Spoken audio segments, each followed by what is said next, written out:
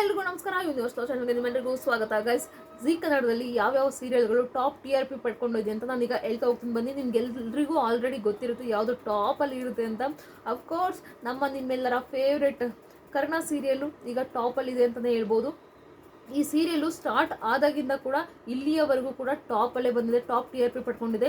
ಈ 3 ಜನ ಏನಿದಾರಲ್ಲ, ಭವ್ಯ, ನಮ್ರತಾ ಗೌಡ, ಕಿರಣ್ ರಾಜ್ ಅವರು, ಇವ್ರು 3 ಜನ ಕೂಡ ಕಲರ್ಸ್ ಕನ್ನಡದಲ್ಲಿ ಟಾಪ್ TRP ಪಡ್ಕೊಂಡಿರೋ ಸೀರಿಯಲ್ಗಳನ್ನೇ ಮಾಡ್ಬಿಟ್ಟು ಬಂದಿರೋದು. ಭವ್ಯ ಗೀತಾ ಸೀರಿಯಲ್, ಇನ್ನು ಕನ್ನಡತಿ ಕಿರಣ್ ರಾಜ್ ಅವ್ರದ್ದು, ಅದೇ ರೀತಿ ನಮ್ರತಾ ಗೌಡ ಅವರು ಪುಟ್ಟಗೌರಿ ಮದುವೆ. ಈ 3 ಜನ ಕೂಡ ಟಾಪ್ ಸೀರಿಯಲ್ಗಳ ಮಾಡ್ಬಿಟ್ಟೆ ಬಂದಿರೋದು ಕಲರ್ಸ್ ಕನ್ನಡದಲ್ಲಿ. ಇಲ್ಲೂ ಕೂಡ ಈ 3 ಜನ ಒಟ್ಟಿಗೆ ಸೇರಿ ಇಲ್ಲಿ ನಂಬರ್ 1 TRP ಪಡ್ಕೊಂಡಿರೋ ಸೀರಿಯಲ್ ಮಾಡ್ತಿದ್ದಾರೆ ಅಂತಲೇ ಹೇಳ್ಬೋದು.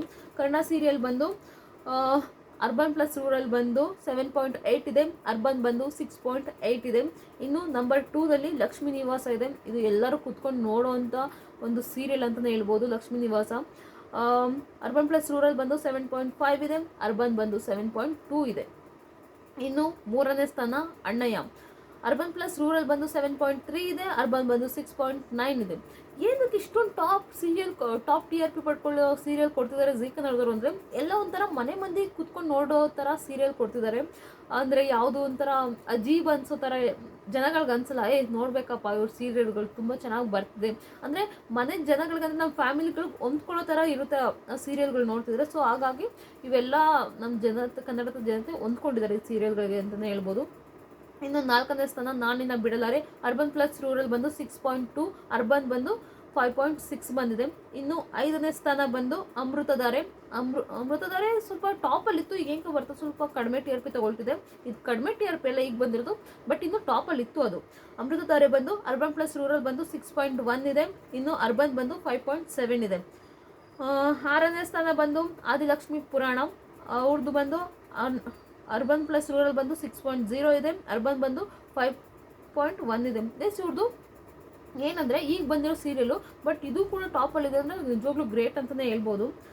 7ನೇ ಸ್ಥಾನ ಬಂದು ಬ್ರಹ್ಮಗಂಟು. ಅರ್ಬನ್ ಪ್ಲಸ್ ರೂರಲ್ ಬಂದು 4.9 ಇದೆ, ಅದೇ ರೀತಿ ಅರ್ಬನ್ ಬಂದು 4.7 ಇದೆ. ಇನ್ನು 8ನೇ ಸ್ಥಾನ ಬಂದು ಪುಟ್ಟಕ್ಕನ ಮಕ್ಕಳು. ಅಪ್ಪ ಇದು ಟಾಪಲ್ಲಿತ್ತು ಗೈಸ್. ಇದು ಜೀ ಕನ್ನಡದ ಟಾಪಲ್ಲಿ ಇದ್ದಿದ್ದು ಪುಟ್ಟಕ್ಕನ ಮಕ್ಕಳು ಸೀರಿಯಲ್ಲು, ಅಂದರೆ ಟಾಪ್ TRP ಪಡ್ಕೊಳ್ತಿದ್ದು. ಬಟ್ ಹೆಂಗೋ ಇದು ಈಗ 8ನೇ ಸ್ಥಾನಕ್ಕೆ ಬಂದುಬಿಟ್ಟಿದೆ. ಅರ್ಬನ್ ಪ್ಲಸ್ ರೂರಲ್ ಬಂದು 3.5 ಇದೆ, ಅರ್ಬನ್ ಬಂದು 3.9 ಇದೆ. ಅದೇ ರೀತಿ 9ನೇ ಸ್ಥಾನ ಬಂದು ಸೌಭಾಗ್ಯವತಿ. ಅರ್ಬನ್ ಪ್ಲಸ್ ರೂರಲ್ ಬಂದು 2.5 ಇದೆ, ಅರ್ಬನ್ ಬಂದು 2.6 ಇದೆ. 10ನೇ ಸ್ಥಾನ Shravani Subramanya. Urban plus rural 2.3, urban ಬಂದು 2.9. ಇನ್ನು 11ನೇ ಸ್ಥಾನ ಬಂದು Raghavendra Mahatme. Urban plus rural ಬಂದು 2.3, ಅರ್ಬನ್ ಬಂದು 2.7. 12ನೇ ಸ್ಥಾನ ಸಂಧ್ಯಾ ರಾಗ. ಅರ್ಬನ್ ಪ್ಲಸ್ ರೂರಲ್ ಬಂದು ಇದು ಮಧ್ಯಾಹ್ನದ ಸೀರಿಯಲ್ಗಳು. ಇದಕ್ಕೆಲ್ಲ ನಾನು ರೇಟ್ ಇದು 12ನೇ ಸ್ಥಾನ ಅಂತ ಏನು ಕೊಡೋಕೆ ಹೋಗಲ್ಲ, ಯಾಕಂದರೆ ಇವೆಲ್ಲ ಮಧ್ಯಾಹ್ನ ಬರೋ ಸೀರಿಯಲ್ಗಳು. ಒಂದು 4-5 ಬರುತ್ತೆ. ನಾನು 2-3 ನೀವು ಯಾರು ನೋಡ್ತಿದ್ರೆ ಹೆಂಗಿರುತ್ತೆ TRP ಅಂತ ನೋಡ್ಕೊಳ್ಳಿ. ಸಂಧ್ಯಾ ರಾಗ ಬಂದು ಅರ್ಬನ್ ಪ್ಲಸ್ ರೂರಲ್ ಬಂದು 1.4 ಇದೆ, ಅದೇ ರೀತಿ ಅರ್ಬನ್ ಬಂದು 1.5 ಇದೆ. ಇನ್ನು ರಕ್ತ ಸಂಬಂಧ ಅದು ಬಂದು ಅರ್ಬನ್ ಪ್ಲಸ್ ರೂರಲ್ ಬಂದು 1.6, ಅರ್ಬನ್ ಬಂದು 1.3. ಸುಮಂಗಲಿ ಬಂದು ಅರ್ಬನ್ ಪ್ಲಸ್ ರೂರಲ್ ಬಂದು 2.5 ಇದೆ, ಅರ್ಬನ್ ಬಂದು 2.2 ಇದೆ. ಮೇಘಾ ಸಂದೇಶ ಬಂದು ಅರ್ಬನ್ ಪ್ಲಸ್ ರೂರಲ್ 2.1, ಅರ್ಬನ್ ಬಂದು 1.8. ಇಷ್ಟು ಗೈಸ್. ಇನ್ನೂ 2-3 ಸೀರಿಯಲ್ ಇದೆ ಮಧ್ಯಾಹ್ನ ಬರೋ ಸೀರಿಯಲ್, ನಾನು ಅದನ್ನೆಲ್ಲ ಹೇಳೋಕ್ಕೋಗಿಲ್ಲ.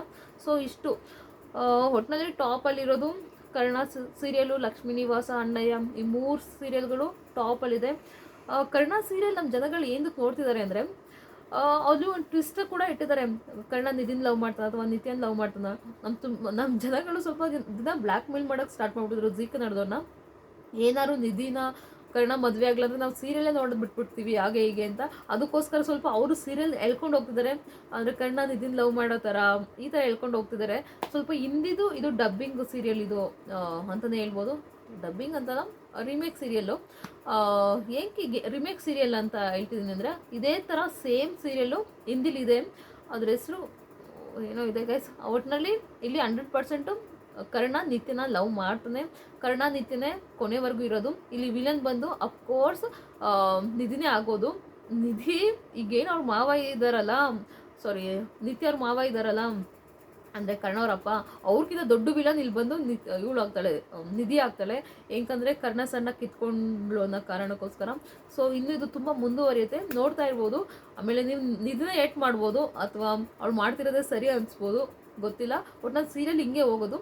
ಅಫ್ಕೋರ್ಸ್ ಕೊನೆಗೆ ಕರ್ಣ ನಿತ್ಯನೇ ಮದುವೆ ಆಗೋದು, ಇಷ್ಟು.